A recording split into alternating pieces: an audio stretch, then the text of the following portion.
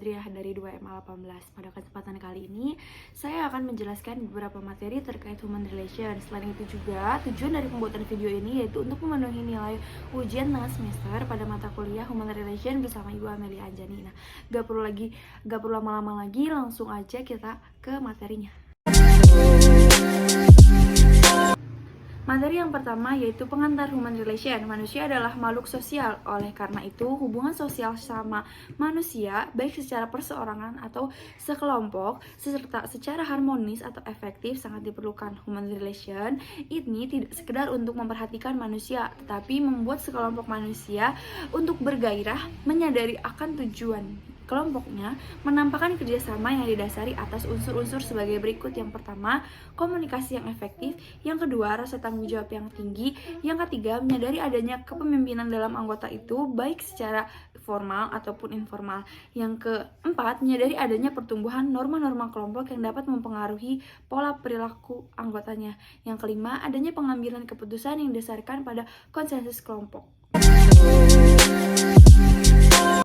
Selanjutnya materi yang kedua yaitu definisi human relation. Human relation adalah hubungan atau interaksi yang terjadi antara seseorang dengan orang lain atau sekelompok orang yang berlangsung secara manusiawi, yang tidak hanya meningkatkan aspek komunikasi tetapi juga aspek psikologis dan kepuasan. Menurut Delianggi, bahwa human relation adalah adanya suatu interaksi, bukan sekedar relasi atau hubungan yang pasif, melainkan suatu aktivitas yang merupakan action oriented. Nah, definisi human relation ini dibagi menjadi dua, yaitu dalam arti luas dan dalam arti sempit. Dalam arti luas, human relation adalah hubungan antara seseorang dengan orang lain yang terjadi dalam segala situasi, semua bidang atau kegiatan untuk mendapatkan kepuasan hati. Sedangkan dalam arti sempit, human relation adalah hubungan antara seseorang dengan orang lain dalam suatu organisasi, kantor, atau yang ruang lingkupnya terbatas dengan tujuan untuk memberikan kepuasan hati para karyawan sehingga mempunyai semangat kerja yang tinggi. Nah, ada pula faktor-faktor human relation. Secara umum, human relation mencakup semua jenis termasuk konflik, kerjasama, dan hubungan kelompok. Human relation dapat berguna untuk bekerja secara efektif. Hal ini dapat diwujudkan dengan melibatkan yang pertama, keterampilan kognitif.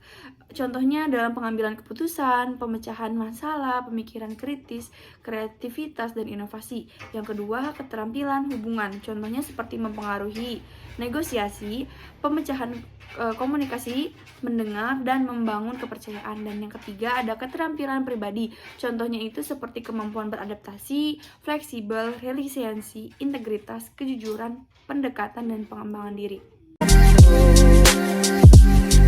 Nah, selanjutnya, komunikasi dalam human relation. Komunikasi adalah proses penyampaian pesan dari satu pihak kepada pihak lain. Nah, dalam organisasi atau perusahaan, komunikasi memiliki peran penting, terutama dalam membentuk organisasi yang efektif dan efisien. Menurut Peach, suatu organisasi tidak dapat melaksanakan fungsinya tanpa ada komunikasi. Dalam sebuah perusahaan, human relation merupakan jembatan penghubung antara bawahan dan atasan. Hal ini dimaksudkan untuk mempererat rasa persaudaraan dan menciptakan kepuasan dalam bekerja, sehingga meningkatkan produktivitas kerja. Yang selanjutnya ada fungsi dalam human relation. Nah, fungsi komunikasi dalam human relation itu ada 3. Yang pertama, untuk meningkatkan gairah kerja suatu organisasi. Yang kedua, untuk meningkatkan hubungan kerja serta kerjasama. Yang ketiga, untuk mengurangi aspek-aspek negatif dan timbulnya konflik maupun frustasi. Membahas tentang komunikasi tidak jauh dari komunikasi yang efektif. Komunikasi efektif adalah komunikasi yang mampu untuk menghasilkan perubahan sikap pada seseorang, dan pesan dapat diterima serta dipahami sebagaimana yang dimaksud oleh pengirim. Tujuan komunikasi efektif adalah memberi kemudahan untuk seseorang dalam memahami pesan yang disampaikan dengan menggunakan bahasa yang jelas, lengkap, atau terperinci, sehingga bisa mendapatkan umpan balik yang seimbang antara pemberi dan penerima. Menurut Rahman, komunikasi yang efektif ditandai dengan adanya pengertian, dapat menimbulkan kesenangan, meningkatkan hubungan sosial yang baik, dan dapat menimbulkan suatu tindakan. Menurut Sari, dalam komunikasi efektif memiliki 5 hukum. 1. Respect. Respect adalah sikap menghargai setiap individu yang menjadi sasaran yang akan kita sampaikan. Yang kedua, empati. Empati adalah kemampuan kita untuk menempatkan diri kita pada situasi atau kondisi yang dihadapi oleh orang lain. Yang ketiga, audible adalah pesan yang kita sampaikan dapat diterima oleh penerima pesan melalui media atau delivery channel. Yang keempat, clarity adalah kejelasan dari pesan itu sendiri sehingga tidak menimbulkan multi-interpretasi atau berbagai penafsiran yang berlainan. Dan yang terakhir adalah humble. Humble adalah sikap rendah hati untuk membangun rasa saling menghargai. Secara umum, komunikasi organisasi dalam human relation dapat dibedakan menjadi dua, yaitu komunikasi formal dan komunikasi informal. Komunikasi formal merupakan proses komunikasi yang mengikuti jalur hubungan formal yang tergambang dalam susunan atau struktur organisasi. Sedangkan komunikasi informal timbul dari interaksi sosial yang wajar di antara organisasi, meliputi berita-berita dari mulut ke mulut mengenai diri seseorang, pemimpin, maupun mengenai organisasi yang sifatnya berupa gosip atau rahasia.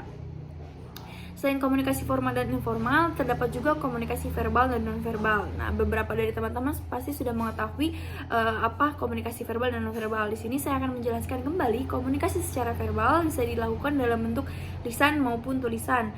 Biasanya ditandai dengan komunikasi yang bersifat dua arah, sementara komunikasi non-verbal pada umumnya menggunakan bahasa tubuh seperti gerakan tangan, raut wajah, tanda, tindakan, geleng kepala, dan sebagainya.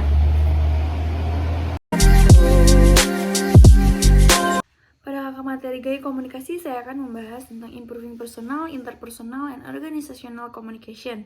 Gaya komunikasi merupakan jendela untuk memahami bagaimana dunia memandang seseorang sepenuhnya sebagai suatu kepribadian yang unik. Hal ini mempengaruhi hubungan seseorang baik dalam karir maupun kesejahteraan.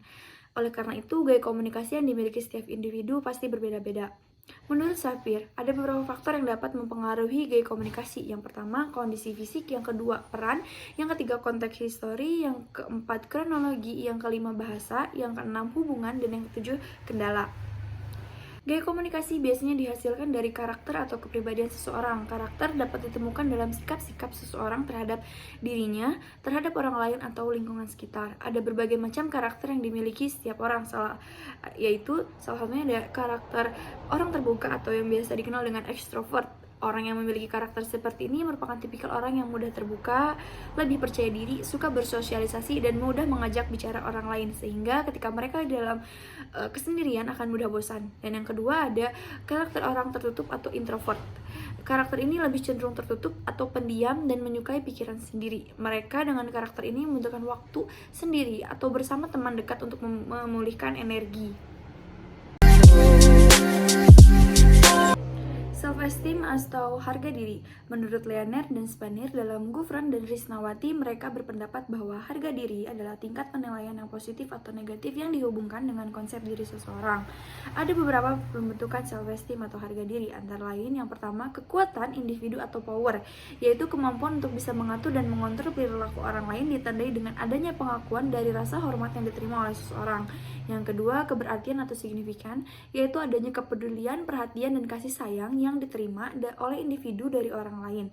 Ditandai dengan kehangatan, responsif, minat, dan menyukai individu pada apa adanya atau keberartian diri. Yang ketiga, kebajikan atau virtue, yaitu ketaatan atau kepatuhan terhadap aturan-aturan, norma, dan ketentuan-ketentuan yang ada dalam masyarakat dan agama. Yang keempat ada keberhasilan individu atau kompetensi. Keberhasilan dalam arti sukses dan mampu memenuhi aturan profesi ditandai oleh keberhasilan individu atau mengerjakan bermacam-macam tugas atau pekerjaan dengan baik dan bervariasi untuk tiap level kelompok tertentu. Selanjutnya ada beberapa karakteristik dari seseorang yang memiliki self-esteem atau harga diri yang tinggi, yaitu mampu menanggulangi kesengsaraan dan kemalangan hidup, lebih tabah, lebih mampu melawan suatu kekalahan, kegagalan, dan keputusasaan. Yang kedua, cenderung berambisi. Yang ketiga, memiliki kemungkinan untuk lebih kreatif dalam pekerjaan dan berbagai sarana untuk menjadi lebih berhasil. Yang keempat, memiliki kemampuan lebih dalam dan besar untuk membina hubungan interpersonal dan tampak lebih gembira dalam menghadapi realitas. Selain itu, ada juga karakteristik dari seseorang yang memiliki self-esteem merendah, yaitu cenderung merasa bahwa dirinya tidak mampu dan tidak berharga. Yang kedua, tidak berani mencari tantangan baru dalam hidupnya. Yang ketiga, lebih senang menghadapi hal-hal yang sudah dikenal dengan baik serta menyenangi hal-hal yang tidak penuh dengan tuntutan. Yang keempat, cenderung tidak merasa yakin atas pemikiran serta perasaan yang dimilikinya. Yang kelima atau yang terakhir, cenderung takut menghadapi respon dari orang lain, tidak mampu membina komunikasi yang baik. Nah, Itu dia sedikit penjelasan dari self-esteem atau harga diri. Pada materi 7, saya akan membahas personal value influence. Masih berkaitan dengan materi sebelumnya, pada materi ini saya akan membahas nilai pribadi dapat mempengaruhi kehidupan seseorang. Nilai merupakan milik setiap pribadi yang mengatur langkah-langkah yang seharusnya dilakukan karena merupakan cetusan dari hati nurani yang dalam dan diperoleh sejak seseorang kecil.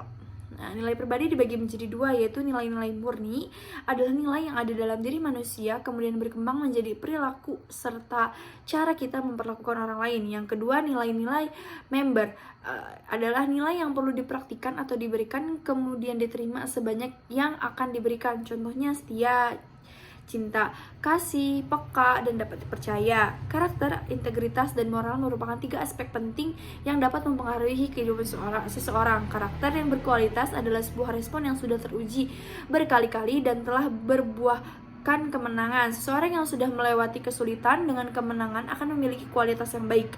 Terdapat 3 faktor yang sangat penting dalam proses pembuatan karakter. Yang pertama, keluarga. Yang kedua, pendidikan. Yang ketiga, lingkungan. Selanjutnya yaitu integritas. Integritas adalah sebuah nilai yang selalu menjadi dasar untuk menjamin kejujuran nilai-nilai lainnya. Bila integritas pribadi lemah atau bocor dalam karakter pribadi, maka dapat dipastikan nilai-nilai seperti kejujuran, keterbukaan, tanggung jawab, ketekunan, kerajinan, keberanian, keterus-terangan, kepercayaan, kesetiaan, kearifan, dan profesionalisme pasti tidak akan berfungsi seperti seharusnya. Orang yang berintegritas akan bertindak konsisten sejalan dengan nilai-nilai kode etik serta kebijakan organisasi atau profesi, walaupun dalam keadaan yang sulit untuk melakukannya. Ada beberapa tujuan integritas. Yang pertama, salah satu kunci untuk meraih keberhasilan atau kesuksesan. Yang kedua, membuat manusia mampu untuk memimpin dan dipimpin. Yang ketiga, melahirkan kepercayaan. Dan yang keempat, melahirkan prestasi. Yang terakhir yaitu moral. Moral adalah aturan kesusilaan, meliputi semua norma kelakuan, perbuatan, tingkah laku yang baik. Moral dibagi menjadi dua, yaitu moral murni yang disebut juga hati nurani, yaitu yang terdapat pada setiap manusia sebagai suatu pencahayaan dari pancaran ilahi. Yang kedua, moral terapan, yaitu moral yang didapat dari berbagai ajaran filosofis, agama, adat yang menguasai pemutaran manusia. Nah, pembentukan nilai kepribadian merupakan integritas dari keseluruhan kecenderungan seseorang untuk berperasaan, berkehendak, berpikir, bersikap, dan berbuat sesuai dengan pola perilaku tertentu. Ada beberapa tahap perkembangan kepribadian, yaitu masa bayi ke masa kanak-kanak awal atau early childhood, yang selanjutnya ke masa prasekolah, preschool age, masa remaja atau adolescence, masa dewasa awal atau young adulthood, masa dewasa adulthood, dan yang terakhir masa hari tua. Pada materi ethical choice ini, saya akan membahas an ethics framework and ethical choice. Etika sendiri menurut Magnus Suseno adalah sebuah ilmu dan bukan sebuah ajaran yang memberi kita norma tentang bagaimana kita harus hidup adalah moralitas. Terdapat unsur-unsur pokok di dalam etika. Yang pertama, kebebasan. Kebebasan memberikan pilihan bagi manusia untuk bersikap dan perilaku. Kebebasan ini dibagi menjadi dua, yaitu kebebasan sosial yang diterima dari orang lain atau bersifat heteronom. Yang kedua, kebebasan eksistensial, kemampuan manusia untuk menentukan sikap dan perilaku dirinya sendiri atau bersifat otonom. Yang kedua, tanggung jawab. Dan yang ketiga, hati nurani. Dalam ethical choice terdapat prinsip-prinsip yang dapat dijadikan acuan dalam mengambil keputusan, yaitu autonomi, isu yang berkaitan dengan apakah keputusan kita melakukan eksploitasi terhadap orang lain dan mempengaruhi kebebasan mereka. Yang kedua, non-malfeasance, apakah keputusan kita akan mencederai pihak lain. Yang ketiga, benevensi, apakah keputusan yang kita ambil benar-benar membawa manfaat. Yang keempat, justice, proses pengambilan keputusan mempertimbangkan faktor keadilan dan termasuk implementasinya. Dan yang terakhir, fidelity, berkaitan dengan kesesuaian keputusan dengan definisi peran yang kita mainkan. Ada beberapa faktor yang dapat mempengaruhi pengambilan keputusan. Yang pertama, tahap perkembangan sosial. Yang kedua, lingkungan organisasi. Dan yang ketiga, tempat kedudukan kendali. Menurut ethical choice, ada langkah-langkah pengambilan keputusan yang etis. Yang pertama, menentukan fakta-fakta. Yang kedua, mengidentifikasikan para pemegang kepentingan dan mempertimbangkan situasi-situasi dari sudut pandang mereka. Yang ketiga, mempertimbangkan alternatif-alternatif yang tersedia, juga disebut dengan imajinasi moral. Dan yang terakhir, mempertimbangkan bagaimana sebuah keputusan dapat mempengaruhi para pemegang kepentingan. Nah, karena materi 9 dan 10 masih berkaitan, maka saya akan membahas dalam satu video sekaligus. Pada materi 9, materi tentang attitude can shape your life, kita membahas sikap. Menurut Sarwarno, sikap adalah istilah yang mencerminkan rasa senang, tidak senang, atau perasaan biasa-biasa saja dalam kurung netral dari seseorang terhadap sesuatu. Sesuatu itu dapat berupa benda, kejadian, situasi, orang-orang, atau kelompok. Terdapat beberapa komponen yang ada dalam sikap menurut Abu Hamadi dalam Arifin. Yang pertama, aspek kognitif. Aspek ini berupa pengetahuan, kepercayaan, atau pikiran yang didasarkan pada informasi berkaitan dengan objek dan gejala mengenai pikiran. Yang kedua, aspek afektif, berwujud proses yang berkaitan dengan perasaan tertentu seperti ketakutan, kedengkian, simpati, antisipasi, dan sebagainya yang ditunjukkan pada objek-objek tertentu. Yang ketiga, aspek konatif, berwujud proses, tendensi, atau kecenderungan untuk berbuat suatu objek, misalnya kecenderungan memberi pertolongan, menjauhkan diri, dan sebagainya. Selain itu juga, sikap memiliki ciri-ciri seperti sikap tidak dibawa orang sejak lahir, tapi terbentuk atau dipelajari sepanjang perkembangan orang tersebut. Yang kedua, sikap dapat berubah-ubah. Yang ketiga, sikap dapat berdiri sendiri, tapi senantiasa mengandung relasi tertentu dengan suatu objek. Yang terakhir, sikap mempunyai segi-segi motivasi dan segi-segi perasaan. Sikap dapat berubah karena kondisi dan pengaruh yang diberikan sebagai hasil belajar. Sikap tidaklah terbentuk dengan sendirinya karena pembentukan sikap senantiasa akan berlangsung dalam interaksi manusia berkenaan dengan objek tertentu. Menurut Kulsum dan Zauhar, terdapat pembentukan dan perubahan sikap. Pembentukan atau perubahan sikap tersebut dapat dilakukan dengan cara adopsi. Kejadian atau peristiwa yang terjadi berulang secara terus-menerus, secara bertahap diserap ke dalam diri individu dan mempengaruhi terbentuknya sikap. Yang kedua, dengan diferensiasi, dengan berkembangnya inteligensi, bertambahnya pengalaman, sejalan dengan bertambahnya usia, maka ada hal-hal yang tadinya dianggap sejenis sekarang dipandang tersendiri lepas dari jenisnya dari objek tersebut. Sikap dapat terbentuk dengan sendirinya. Yang ketiga, integrasi. Pembentukan sikap terjadi secara bertahap, dimulai dengan berbagai pengalaman yang berhubungan dengan suatu hal yang akhirnya terbentuk sikap mengenai hal tersebut. Yang ketiga, trauma. Pengalaman yang tiba-tiba mengejutkan yang meningkatkan kesan mendalam pada jiwa orang yang bersangkutan. Selain pembentuk dan perubahan sikap, ternyata ada faktor yang dapat mempengaruhi dalam perubahan sikap. Menurut Azwar, yang pertama faktornya itu yaitu pengalaman pribadi, yang kedua pengaruh orang lain yang dianggap penting, yang ketiga pengaruh kebudayaan, yang keempat media massa, yang kelima pendidikan dan lembaga agama, yang terakhir pengaruh faktor emosional. Nah, materi yang terakhir yaitu cara merubah sikap. Kita selalu ditempatkan dalam situasi baru dengan orang-orang dari latar belakang dan budaya yang berbeda. Setiap kali kita akan pergi ke sekolah baru, mengambil pekerjaan baru, mendapatkan promosi, atau pindah ke lingkungan yang berbeda, kita mungkin perlu mengubah sikap untuk mengatasi perubahan itu secara efektif. Sikap berikut akan membantu mencapai hal positif di dunia saat ini. Yang pertama, pilihlah kebahagiaan. Yang kedua, raihlah optimisme. Yang ketiga, pikirkan untuk dirimu sendiri. Yang keempat, tetap memiliki pemikiran yang terbuka.